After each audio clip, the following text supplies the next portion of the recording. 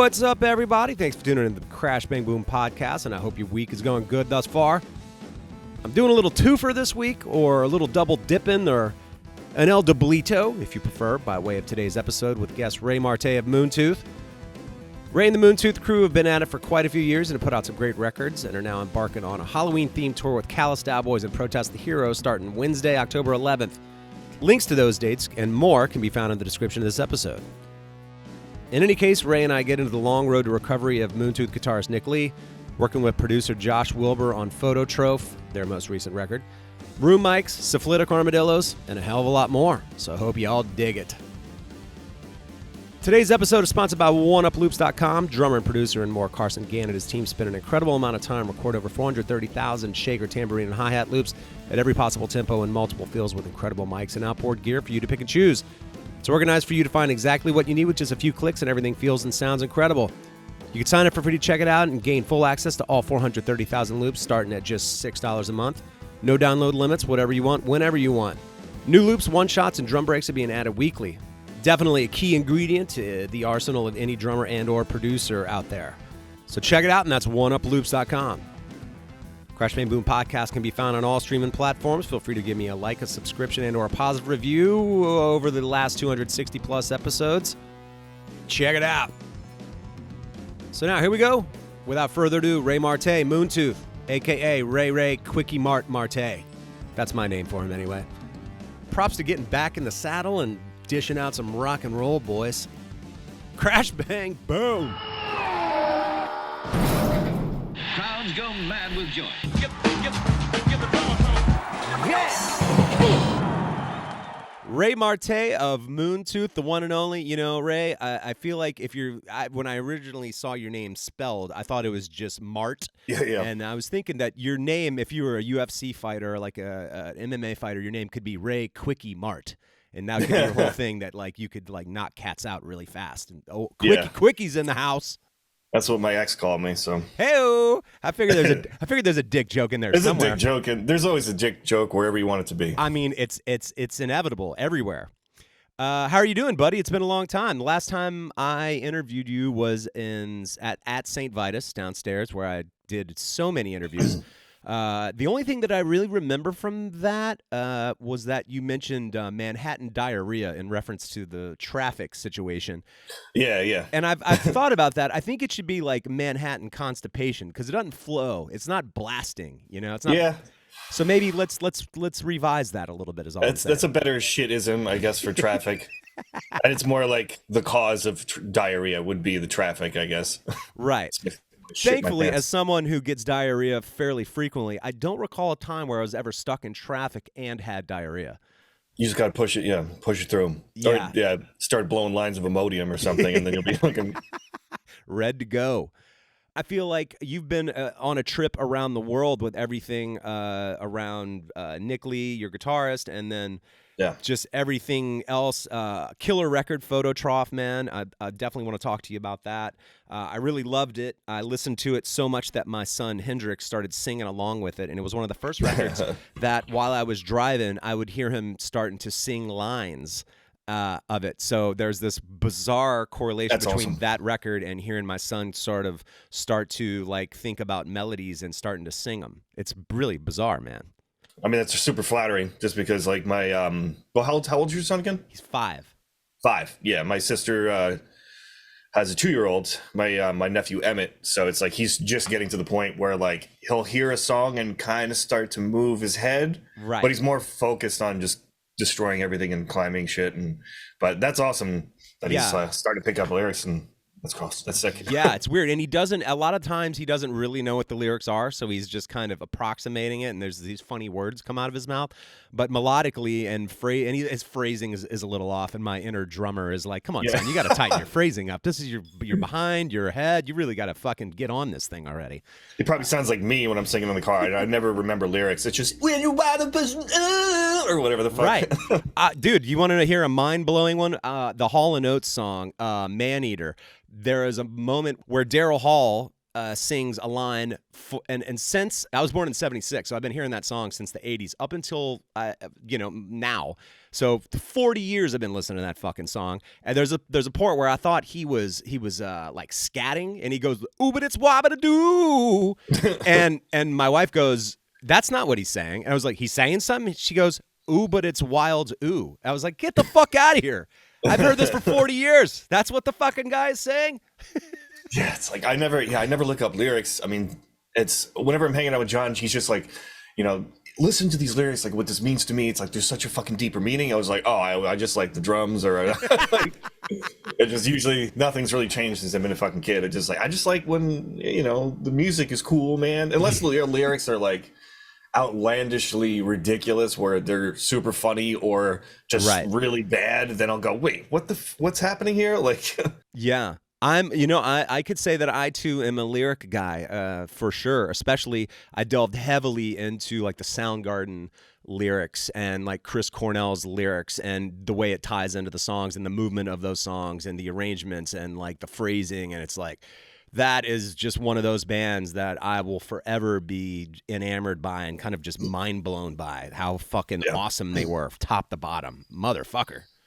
Yeah, fucking awesome. I'll tell you, from my perspective, it was crazy seeing what happened with Nick Lee, your guitarist. Yeah. I'm not going to name the condition because you will probably nail that better than myself. But for those that weren't aware of it, he was, while rehearsing, to my understanding, he fell, hit his head, and then was like in a coma for a little while, came out and had a condition, and he's had to rehab, and the whole journey has been so crazy. And of course, this is my perspective from seeing it transpire on social media. I wasn't nearly as close to it as you were and like your bandmates and y'all kind of as a family. So I was definitely, I wanted to hit y'all up, but I was like, y'all have got enough shit going on. I just hope for the best. Yeah, that's all good. Yeah, but it was definitely one of those things where I was just like, I could think of 100 people easily that I went to high school with that I'd rather this happen to. Not the humble badass like guitar prodigy like that. It made me honestly think there was something wrong with the universe. I was like, that just can't happen to him. That's how it feels, yeah. So I guess take me and I guess the listeners a little bit through a little bit of that, because it's a fucking crazy story, man. Yeah, it's so the actual title is autoimmune limbic encephalitis, like voltage gated potassium channel thing in his brain. Holy moly. So basically it's from what my caveman brain and what other people have explained it to me is, if you have like a liver transplant or something and it doesn't take, they say. Yeah. It's his body thinks that a part of his brain is not supposed to be there and his immune system is fighting it. Oh my God. That's causing encephalitis, which is swelling in the brain. Jesus. So it's basically like the autoimmune disease is the baseball bat and the swollen brain is the broken leg, if that makes sense. So right. It will, the doctors keep on saying it, that it will heal. They said it could be 6 months, it could be 5 years, it could be, we don't know. Who fucking knows? Yeah. But they said that, there is a light at the end of the tunnel and there should be, he should clear up at some point. Wow. So we're all still waiting on that. But basically to go back from day one, we were hanging out, like setting up for practice. Nick gets there. He drove from Beacon, actually. So it was like a 2.5 hour drive. We were texting about, band bullshit, like, oh, we got to do this t-shirt design, whatever. And then we were getting weird texts throughout the day. He's just like, wait, what is this? What is the design again? And we're just like, we just talked about it like 2 seconds ago. He's like, oh, yeah, it's all good.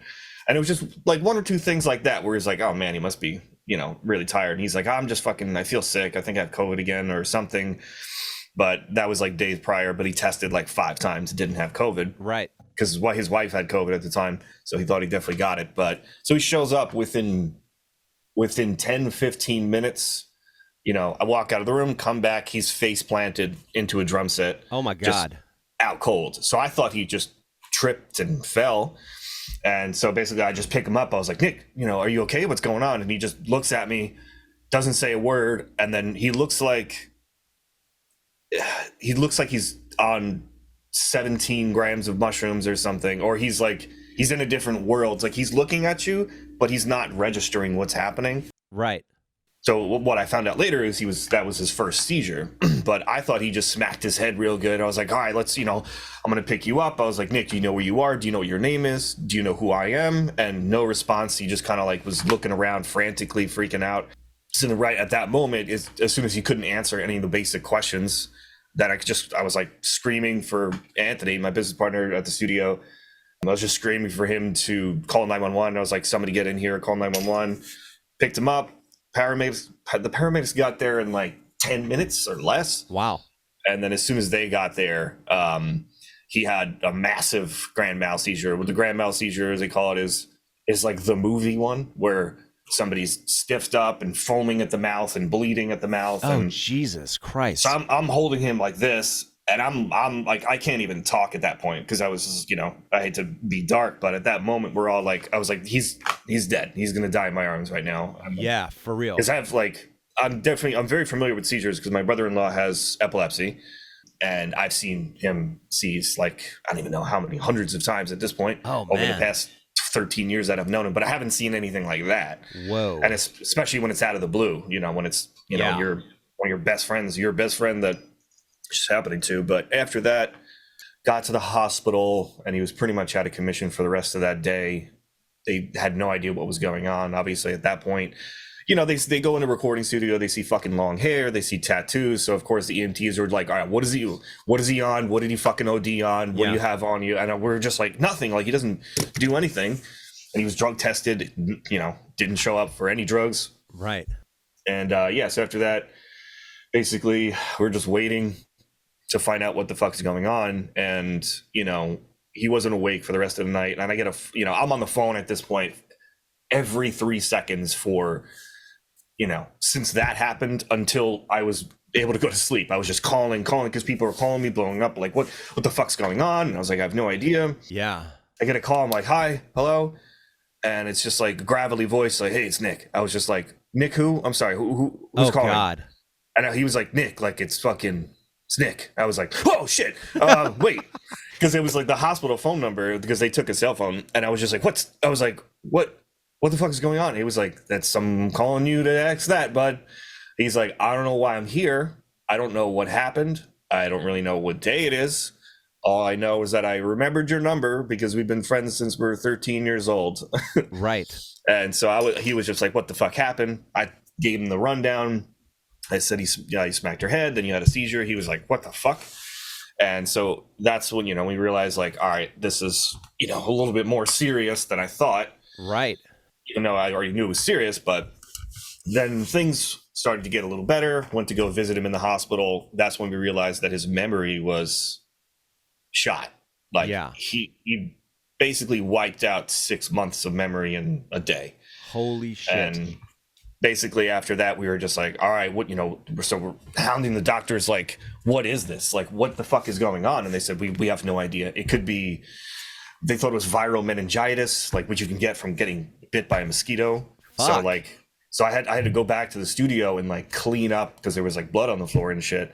So I had to clean that up with rubber gloves and paper towels, because I was just like, this could be a viral thing. Like, we could all get, Oh my so God. we're all scared. So we cleared out the studio. We're like, all right, we got to get a cleaning crew in here. And, I was talking to my aunt, who's a nurse, my Aunt Nan, and, she was like, she was telling me what to do. She said, you got to clean this shit up, and you got to do it now, just in case. You never know. But yeah, after that, we started to, things started to get a little better. And then all of a sudden it was like seizure, like rapid. And they had to put him into a medically induced coma. So he was on like a fuckload of ketamine, essentially. So just to keep him sleeping. Jesus. Because essentially they were just like, we got to knock him out and figure this out. That's the layman. It's just like 100%. Knock him out and just so the seizures stop, so he doesn't get permanent brain damage. Yeah. So he was in a coma for 3.5 weeks. Holy shit. So yeah, I know, remember you said, you wanted to reach out, but after about a month, while he was in the coma, I basically just put my phone down. Cause like the way I was coping was like, I was just talking to whoever called, calling random people. I was on the phone from 11 o'clock in the morning until probably 9 o'clock at night. Yeah. Like some breaks in there, but just long phone calls with longtime friends. And after that, I had to put it down. I stopped answering phone calls. I stopped answering texts. At some point I had over 300 text messages that I didn't answer. I figured this much. And I just slowly started to go through them, months later. Yeah. But I was just like, I'm talking to my family. his family, like that's and that's it, and like a couple of really close friends. Yeah. But yeah, so that was the point where I still remember I was at my folks' house, and I was just like, I would come home, I would just be super emotional and just sitting there. I'm just like, it all hit me. I started crying, and then like my brother-in-law comes in, he's like, "Hey bro, you want Taco Bell?" Oh shit. I was like, yeah, give me some Taco Bell, man. Give me a fucking beef quesarito. Right. But fuck, man. Yeah, so it got pretty rough. And then basically after he got out, that's when we realized how much memory he had lost, and that's when he realized, because it wasn't that bad until he got his phone back, because they didn't want him fucking doom scrolling all day, basically. And right. As soon as you wake up from a coma, to be like, all right, Instagram, which, oh god, understandable. Yeah. So he just wanted to like just use your brain normally and just get used to talking, because he was intubated too. Right. He had a tube, and so his voice sounded like this. His throat was fucked. Yeah. But the first crazy moment after he got his phone back, because I'm trying to see him as much as I could, and they were only allowing a few people in the room at a time, and it was calling, texting. Yeah. But yeah, he said he woke up to 500 texts, literally. Of course he did. Yeah. And he answered all of them like straight for like 48 hours, because that's him. Holy shit. The first thing he was concerned about is he thought we got into a bus accident or a van accident. He was like, "Are you guys okay?" Like, I'm like, "Nah, I'm sorry. It was just you." Yeah. And that was one of the first things he said. And then he basically asked me, he's like, "We put a record out, right?" I was like, "Yeah, we just put out Phototroph a few months ago." And he was like, "Is it cool?" And I was like, "It's pretty cool. It's great. In fact, it's great." He's like, "I don't remember any of it." He's like, "Oh my fucking god." He's like, "I think I remember." He's like, "I looked at the song titles," and he's like, "I got nothing. And I think I remember one or two songs." And he's like, "I'm afraid to listen to it." And I was like, "Oh, you gotta." I was like, at the very least, because we're all trying to make light of this, look at the brighter side. I was like, yeah, at least you'll have, for the first time in your life and never again, an objective opinion on your own shit. Having to relearn your own shit. Fuck yeah, dude. Yeah, you don't even know what it sounds like. You don't know what the songs are. He doesn't remember who wrote what, and and he like called me later that day. He was like, "All right, yes, this is pretty fucking sick, dude." And I was like, "Yeah, it came out sick." I was like, "Yeah, you wrote it. He wrote it." But he was like texting me about demos and stuff, and because we have like Google Drive folder with all the demos that we've ever worked on, and the 30 or 40 that we made over the past 2 years. Right. And he's texting me. He's like, "Oh man," he's like, "Can you show me how to write this riff? Like, you wrote such a fucking cool song." I was just like, "That was you." I was like, "You picked yours." It's like, who's ever playing on this song is killer, man. What great solos. That's you, buddy. That's you. Holy shit. Because this was July, basically mid to end July last year. Yeah. So over the past year, it's just been up and down and up and down and up and down. Mostly trending up, just basically like, right, the human body of stock markets. But yeah, we get a lot of good news and we get a lot of bad news. And it's essentially like tour, where it's like you have the highest of the highs and the lowest of lows. You go to the Grand Canyon and you're on cloud 9, and then your van breaks down and somebody's fucking breaks a leg, and it's like, wow. So it's the same shit, but because we've been practicing as much as we can. Obviously there was a long break of basically just hanging out and just talking through, and but Nick's the type of guy where he wanted a guitar in his hand while he was sleeping. Because it's the most terrifying thing in the world. All you've worked for your whole life, because he's a guitar teacher. He plays guitar, Moontooth. Yeah. Everything he does for fun and for work is guitar. So that being taken away from him, I can't even imagine what that actually feels like. I mean, I've talked to him, every day, and it's just constantly just reworking things and going through it in his mind. But he wouldn't put it down. We got to a point where we told him, like, "Nick, like, play like a Green Day song or something." Like, and he was like, "No, I want to learn the 2 hardest solos we got and the hardest shit that we have." I was like, "Why don't you start with like something easy?" He's like, "Nah, I gotta go." So he was like, "All right, I'm not gonna tell you what to do." He's like, he's getting frustrated just because the medication on top of his condition can really fuck him up. Like, he got on a certain medication a few months ago that basically ruined his speech for a few weeks. Where he sounded like he was like 30 beers deep every day, but he was still cognitive function was fine. It was just more of like getting words out of his head. Yeah. And then, doctors adjusted the medication and he was kind of sharp, 2 days later. So it's like, wow. You never really know what the medication is going to do to you. He's on a lot. And it's a balance of, either he feels like a zombie and he can't talk too well and he can't play guitar that well, or he has seizures and he's like, sharp and, quick. So they're trying to seesaw that and figure it out. Holy moly. But yeah, a lot of people think that, he's all better. Like, we're doing better. We're doing a tour, but, it's still ongoing, but his playing is back. He sounds great. God, that's good to hear. Yeah, it took a long time. I can't even imagine that. Like if you all of a sudden you wake up tomorrow and you don't remember all the songs that you've written over the past 15 years, Yeah. I mean, things started to come back, obviously, but it was luckily he had everything tabbed out on his laptop. Fucking A, man. That is such a crazy story. Speaking of solos, I wanted, and hopefully he'll hear this, or you could just tell him, the solo that he plays on Grip on the Ridge. Oh, yeah. That is one of my all-time favorite solos of his. And he's ripped nothing short of just incredible solos forever. There's something about that solo. I'm like, God damn, Nick. It just hits in the chest real hard. Fuck yeah. Super emotive, bending. Like, it's just such a great solo. Yeah, I was super happy about that one. Fuck yeah, man. If you go back to when y'all recorded that record, and again, I'm a fan of it. I think it's just a great representation of y'all as a band. What was the process of recording? Because I know, obviously, or for people that are unfamiliar with you, you're an audio engineer, own your own studio. That is what you do. Mm-hmm. I've worked with you before, so I know that you were mixing the Moontooth records at a certain point for certainly recording everything. So on the engineer side, you were involved in that. But how was Phototroph different? And I say Phototroph. Is it photo? How do you pronounce it? Phototroph, actually. Troph. We were saying Phototroph up until about 2 weeks before the record came out, because we were just like, wait, are we saying this right?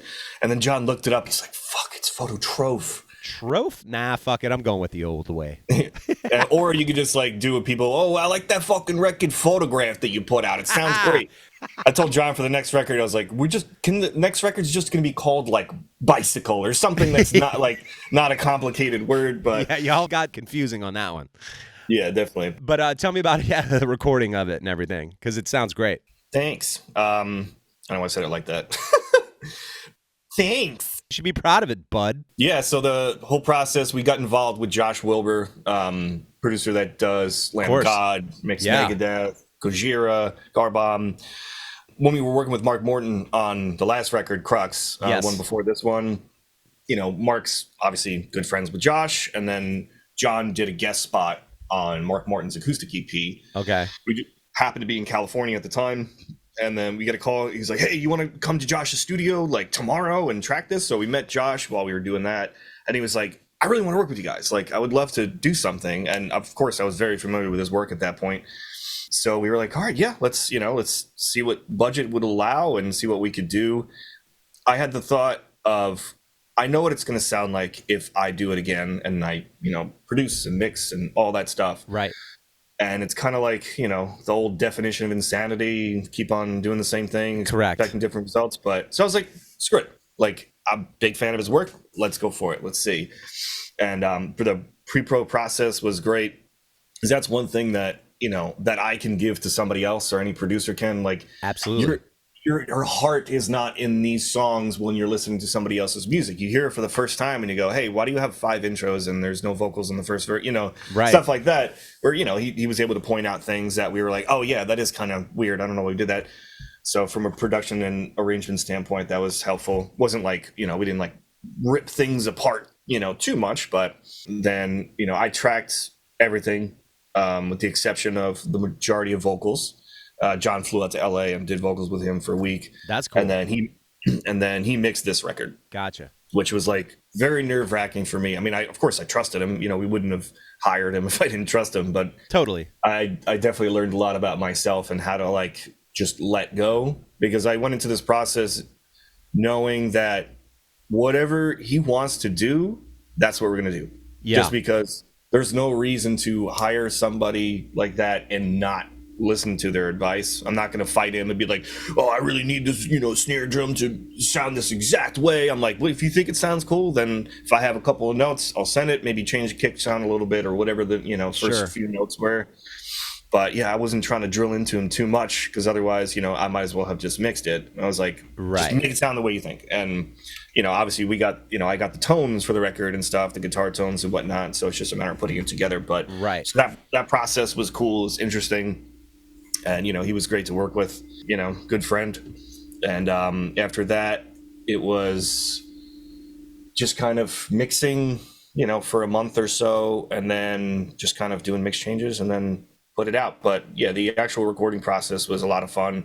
We tried to do it in bigger chunks because in the past we would do, all right, who's around, Thursday night, Wednesday night, after work, like get a few days in per week and just stretch it out during B hours at the studio. But this time where I was just like, we got a few weeks doing everything in rapid succession like we normally do for everybody else that we work with. But yeah, the process was great. It was definitely stressful because I had we were tracking guitars from 11 a.m. until 1 in the morning for a week straight, which was a lot, or a week and a half. Right. So I was going through, my own personal stress and turmoil, which was fun. But yeah, just in the middle of a relationship that was falling apart, also be like, all right, I gotta go. I'll see you in a week. Yeah. Good times.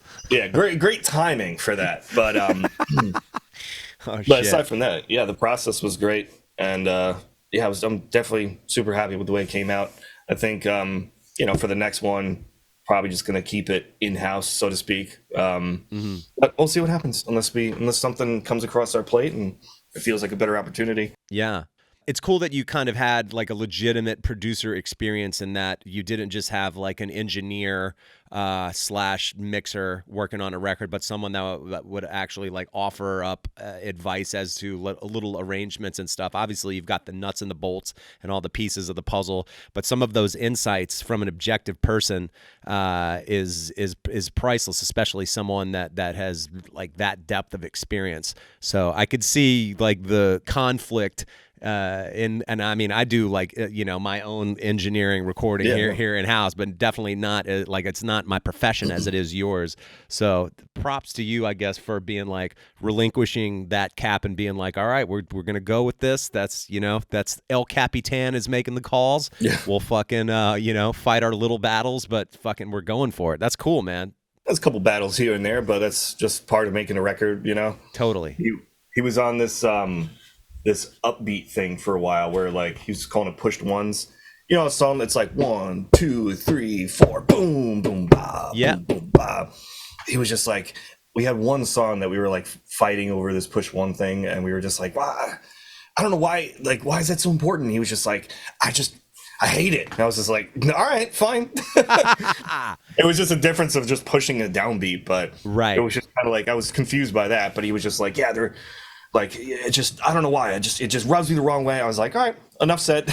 Right. Just shit like that. If you're playing on it in particular, as opposed to the previous records, I noticed a difference where you were really kind of simplifying almost to the extent that it reminded me a little bit of either Tommy Lee or Alex Van Halen, kind of just big, dumb rock shit that is really, really works.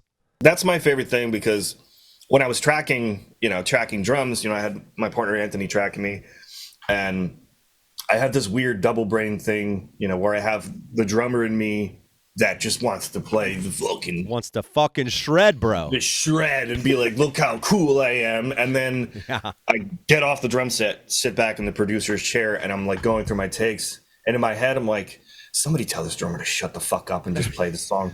And then I come back, I'm all right.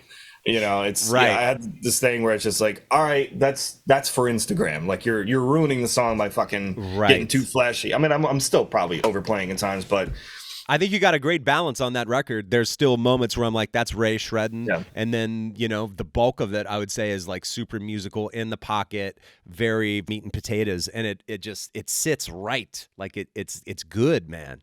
Thank you. Yeah, I mean, I definitely worked a lot on those parts, and some of the earlier demos was just stuff I was saying. It was too much just kind of musical masturbation, which I really wanted a lot of these parts, but then I'm like, no, especially if like, I look over at John or Nick and they're like, what's going on with that part right there? I'm like, all right. I already know what you're talking about. I'll just play the beat.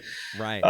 Because, our working relationship, between me, Nick, John, and Vin, we, everybody listens to everybody. Someone's got an idea for drums. Like John's like, can you try this little hi-hat groove? And yeah, sure, I'll play it. Just like whatever works. And I'm producing him on vocals and bass and guitar. And, we all have a healthy relationship with that is concerned. But yeah, it was a great experience. So I know y'all are about to go back out on tour. We can definitely get into just, kind of getting into the mindset of even doing that. Are you ready to be just like tired and ornery and have your back hurt and like be sleep deprived and go from drunk to hungover and play gigs and all that? Isn't it great? Touring's the best, bud. I'm ready for it. I was talking to John about this the other night because, by the way, me and John are living together now. We're going to get married in the fall. And no, I'm just kidding. You said partner for Anthony. I was like, sweet, y'all are gay now. You finally came out. I appreciate that. Yeah, finally. But that's why it's funny enough you mentioned, because I usually say business partner, because there's been a few times where I'm like, yeah, my partner Anthony, and people are like, oh, that's so cool. That's so good for you guys. Oh, I'm like, sweet. Not like that. I mean, I've tried, but he said no. That's right. You got to shoot your shot, dude. Around. But yeah, I mean, touring, dude. It's gonna be what it is every time. It's rough. It's the highs of the highs, the lows, and there's gonna be unexpected shit that happens like usual. There's gonna be some terrible nights. There's gonna be some amazing nights. Just kind of is what it is. But we, through COVID and this past year with Nick, we've only this past year we only played 2 shows. Right. And then we came right from COVID. We did Dance Gavin Dance last April into May, and that was like, finally we get to be back on the road and like do this. And then bam, basically a few months after we got home, this stuff started. Right. So I just I'm nervous, I'm excited. It's like this feeling of a rat in a cage, or just being stuck and like constantly unfulfilled. It's like a deep dark thing, but I'm not built to just sit and do nothing. Like I get antsy and freaked out, and my anxiety has been like through the roof for obvious reasons over the past year. Yeah. But it's just, I'm so used to, all right, let's get the fuck out of here. Let's get out. Let's get off Long Island and just like go somewhere else, please. Right. And it's just, that being taken away from me has really, really mentally affected me more than I can even kind of imagine. But yes, I am excited for this shit. It's going to be a wild ride. Protest the Hero is an amazing band. Callous Daoboys are awesome. And, especially with the Daoboys, like awesome people, super easy to get along with. We played 2 shows with them in July, right before Nick went in the hospital. Yeah. But, yeah, I just can't wait. And the whole tour is Halloween themed too. So nice. We're going to be wearing costumes every night. Really? Yeah, which we didn't even know. And then like we heard on like they mentioned to us, oh yeah, by the way, you guys need to wear costumes every night. But they're like, well, you don't have to, but that's kind of sucks if you don't. I'm like, all right, yeah, of course we're gonna wear costumes, because we don't be like the cool kids. Like, I'm just gonna wear my black T-shirt and everybody else is having fun. But yeah, we got a couple surprises that we're gonna whip out for the tour. I was just gonna say, we also we have a new song coming out soon. Nice. I mean, the next few days, me a nice surprise. Awesome, dude. Yeah, it's called Grimathy, which is again not a real word, which seems to be shit that we like. It's a recurring theme of songs titles that are hard to pronounce. That's y'all's deal, man. Yeah, people are gonna be like, "What is Grimothy?" But it's Timothy, but with Grim. And gotcha. That was one of those. Yeah, it's one of those like working titles, and then we were like, all right, fuck it, let's just use it because it sounds funny and I like it. Why not? Right. Oh my God, man. So we talked about like your whole audio production background and everything, engineering, mixing, etc. Is it tough at times to leave town with the studio and everything else, and then just Anthony just hold your partner? Yeah, my partner. Yeah, just a couple of bald Italian guys over here in love. Yeah, a fucking bald studio. Totally. He just holds it down while you're out of town, so to speak. Yeah. He continues tracking, dealing with day-to-day stuff, and I'm still involved when I leave because I'll have my mobile rig. Like I'll bring my interface or my laptop. Yeah. Some good set of headphones. And a lot of times what I've done on the previous tour is if I'm working on a mix and I'll have two sets of headphones, earbuds, and I'll check it out in the car as I'm driving. And then I'll also blast it through the PA during sound check if I have time. Okay. I'll just, send the engineer a file, be like, hey, can you just play this through the PA real quick? Play me a reference song so I get the room tones, and then play my mix and just kind of write some mix changes down, go back to my laptop, redo it. But a lot of the stuff that I do before I leave is I'll mix them at my studio. Like if it's a 5-song EP, I'll basically get a song or two sounding really good, then I'll rip through the rest of the record real quick and dirty, so to speak, just so the drums, the bass, the guitars all sound and the master sounds the way it's supposed to.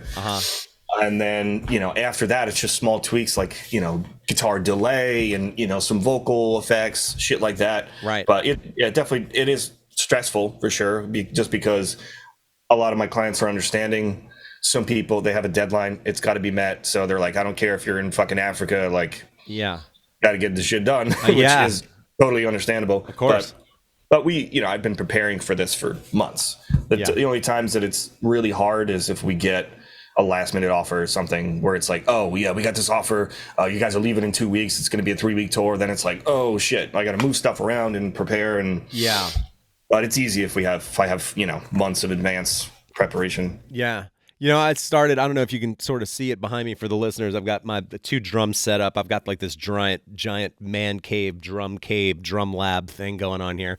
But I've got awesome room mics way on the other side. And I've been trying to figure out how to get drum sounds where the room sound is the sort of sound, quote unquote, of the kit.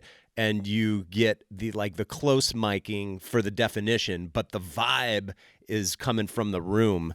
And the figure out, I've been racking my brain trying to fucking get that balance. That shit is tough. Yeah, I mean, for me, for room sounds, it's, you could do, obviously if you have somebody else playing drums and you're wearing headphones that are blasting, just walk around with the mic and just find a fucking cool place. Right. That's usually my approach. Or stand up, sit down, move your ear around the room, and then you'll find a place that it's just balanced where the cymbals aren't too loud, and you're basically EQing the drum set just by moving it around. And some people get super nerdy with it, where it's it has to be 97 millimeters away from the overhead, otherwise the phase cancellation is not gonna blah blah blah. But a lot of time, yes, there is that. I do that sometimes, but mostly it's just move it around until it sounds badass, and then just finding that place. As soon as you get a spot in your room, tape it and just go, all right, 2 feet, it's dick height or knee height, and then microphone goes here. But yeah, it's stuff, I do love that stuff. It's fun. I think sometimes people take it too nerdy, I guess, but at the end of the day, move knobs until it sounds cool, make the song sound like a song, and don't rack your brain too much about the engineering stuff. Just make it sound cool. Right. Fair enough, man. Yeah. Has there been any music? I feel like I'd have to go back and listen to the entire episode. But whenever I talk to producers, one of my ongoing questions, and if I asked it the last time, then maybe your answer is different this time. But when you're constantly surrounded by music, you work at it, it's your job, you have a studio, and then you get out and then you still have to practice with a band. When you're not doing all that, do you still want to listen to music? It comes and goes. Of course I want to listen to music. It really depends. I have to give myself a break, mostly podcasts and comedian podcasts. Same here. Your podcast. But yeah, it's honestly, it's a lot of that. If I am listening to music, a lot of times it's just the mixes that I'm working on. I'm still working as I'm driving home. Right. But it definitely gets hard where, especially when I go on tour, every day it's still music, and people want to ask me the same questions. I get to a certain point where it's just I don't want to talk about your fucking fuzz pedal right now. Can we just talk about sports and pussy and whatever? I don't know, something. I do like talking about sports and pussy, by the way. Yeah, of course, fucking football. Woo! But it's just something else. I need the break. I have a fantasy of just disappearing for 3 months, no music, nothing, and then to the point where I'm begging to touch a board or touch a guitar or a drum set, but because like I never have that yin and yang. It's just all music all day. But the times that I like that in my head, that sounds like a good idea. But a lot of times on the weekend, you know, I'll hang out on a Saturday, do laundry, bullshit, hang out with friends. Yeah. And then if I have Sunday off again, which is rare at this point, I give myself 2 hours before I'm like looking around like, all right, fuck yeah, I'm gonna write a song right now. And then, you know, I need my brain to kind of just be opened up and bored for a second. I feel like boredom is a great tool for being creative, because you force yourself to just, you have to get back in there. And the times that I sit down with a guitar, like I need to write a Moon 2 song, we need more songs, go. And it usually sucks. And if I just go, like, I was driving home like a few months ago and I just like poof, just had something pop into my brain. I just heard this melody. I was like, fuck, okay. I just pulled my phone out as I'm driving. You know, actually, no, I wasn't doing that. Of course not. And then I'm like recording a voice memo, just like boom, boom, boom, boom, boom, boom, boom, boom, boom, or whatever it is. Yeah. And then come home, start setting shit up, and just like quick and dirty, just get the idea out as fast as possible. I still use my phone. I mean, I have like a full recording studio and the setup at my apartment, you know, with my monitors. Still, voice memos. Still, it's just the fastest thing to get something out. Because if you don't get it out, then it's just going to disappear into the ether of riffs. Totally. It's funny, right? Like, I suppose religious people are like, it came from God. I'm not particularly religious, so I don't know where that comes from, but I do get bursts of it. I've had it in spades in particular parts of my life, where it was just like an avalanche of creative activity. But it is bizarre when it just pops in your head. I can't explain it. Yeah. I almost don't want to really analyze it for fear of like it going away. I feel like the more mystical it is and the less I understand it, the more likely it is to happen. So I'm like, sure. Fuck it. I don't need to make sense of it. I just hope it keeps happening. I know. I definitely have that fear of like, what if the fire dies? Yeah. And like, I got nothing. Nothing. I mean, I definitely go through periods of like, Oh, yeah. I don't want to talk to anybody. I don't want to fucking do anything. I just want to like sit in my PJs, drink beer, and like play video games, or just or whatever the hell the case is. Just get me away from everybody. Yeah. Which I think they call that depression sometimes. Yeah. But you know, Yeah. It's all good. Yeah. But there's other times where it's like this fire lights in my brain, and I have no choice but I have to get it out of my head. Correct. And just create. And you know, a lot of that does happen in the wrong time, like in the shower or something. Yeah. Or it's just like it's like late nights, because I have like tried to look it up and try to figure it out, but like you, like I'm like, all right, I'm just gonna keep this like magic. Yeah. And I don't want to know the tricks, but it's always like 2 o'clock in the morning, and I'm like drifting off, and I'm like, oh, I hear a song in my head, and I have to get this out. So I'll just go on my phone, bum bum bum, bada bum bum. I sing it like at 2 a.m. But I did realize that, like, what happens at night? You're on your phone, you're laying in bed like every other fucking person. Yeah. And then when you put your phone down, there's no distractions. Right. So once again, boredom. Yeah. And because all day it's just shit. Fucking, you know, what's going on with this? Like, what's going on with my project? Phone, Facebook, Instagram, yada, yada, yada. Yeah.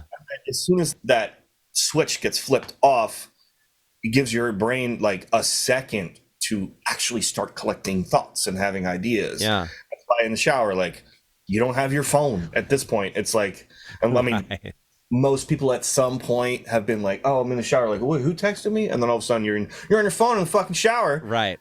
What am I doing? I can't even wash my ass without texting somebody. Right. But yeah, it's like, I don't know. The creative process is a strange thing for sure. Fucking A, man. Absolutely. Wait, you shot a fucking armadillo? Oh yeah. I guess you just breeze by that. So I've had an armadillo tearing up the yard. They're really destructive little cunts. Son of a bitch. And I went out one night because I have two 22s, one of which has a flashlight / laser beam on it. Oh, you got a 22? What are you, a pussy, dude? Yeah, exactly. I'm a pussy.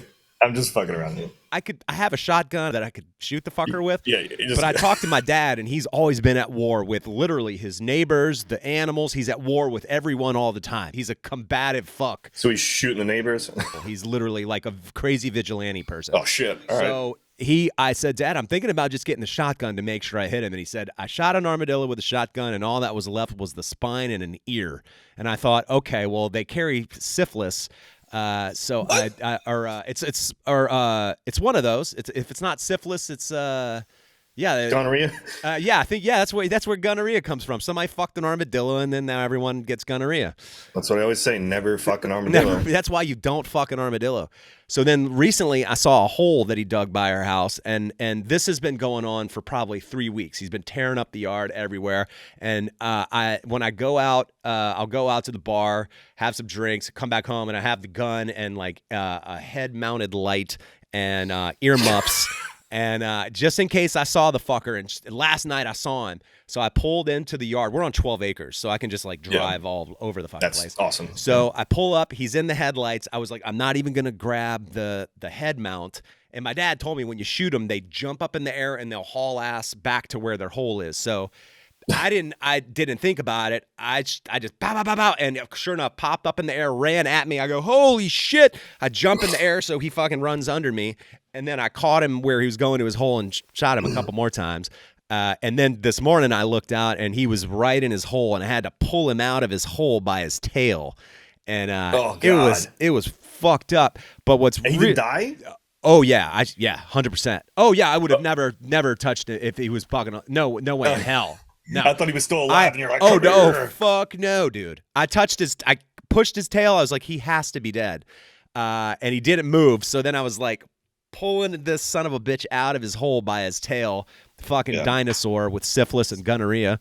And Syphilitic Armadillo is the name of your next record. Woohoo! There it is, buddy. I've been searching all this time. There it was, right in front of me.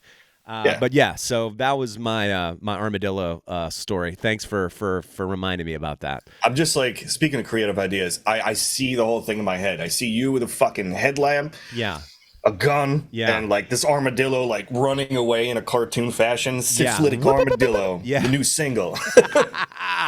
We're fucking on to something here, buddy. Oh, and by the way, in full disclosure, or whatever you want to call it, it appears that these nasty little armadillos actually just carry leprosy and rabies, not syphilis, gonorrhea, and AIDS like we were previously thinking. It just means your dick actually falls off if you come into contact with it. Jesus. But for the sake of the story, I think we should just put that out there, fake news style, you know? Yeah. Just pull the old Trump dump. And, it's a Trump dump. It absolutely is. All right. Gray, it was great catching up with you, man. Glad you're good. Yep. Glad Nick's on the mend and the band's back. And, we'll have to catch up in Atlanta, buddy. Of course. Yeah, I'm fucking excited. Can't wait to actually hang out in person. Hell yeah, dude. All right, everybody. Thanks for tuning in. Thanks to Ray for catching up. Tour dates start today, the release of this episode, October 11th in Ohio with Moontooth, and then the following day, Thursday the 12th, with, of course, the whole Halloween-themed show with Callous, Daoboys, and Protest the Hero. So hope y'all can catch them out there ripping it up. We'll catch y'all on the next one. Crash, bang, boom.